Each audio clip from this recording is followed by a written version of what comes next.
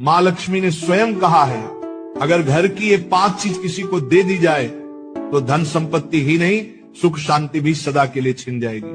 क्या आप जानते हो 5वीं वस्तु है कपड़े का कोना या पल्लू। महिलाएं अक्सर पुराने कपड़े का पल्लू काट कर दे देती हैं, लेकिन यही स्त्री की लक्ष्मी और घर की मर्यादा का प्रतीक है। इससे देना घर के भाग्य को काटना है। अब 5 वस्तुएं स्पष्ट थी। पहला, चूल्हे की राख।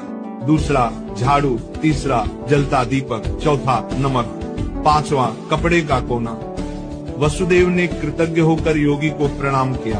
अब 5 रहस्यों को जानकर वसुदेव अपनी पत्नी सुभद्रा और पुत्र माधव के साथ नगर की ओर लौटने लगे।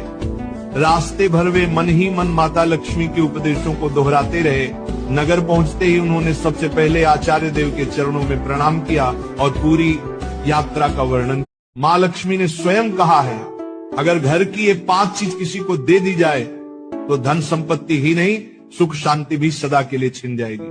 क्या आप जानते हो 5वीं वस्तु है कपड़े का कोना या पल्लू। महिलाएं अक्सर पुराने कपड़े का पल्लू काट कर दे देती हैं, लेकिन यही स्त्री की लक्ष्मी और घर की मर्यादा का प्रतीक है। इससे देना घर के भाग्य को काटना है।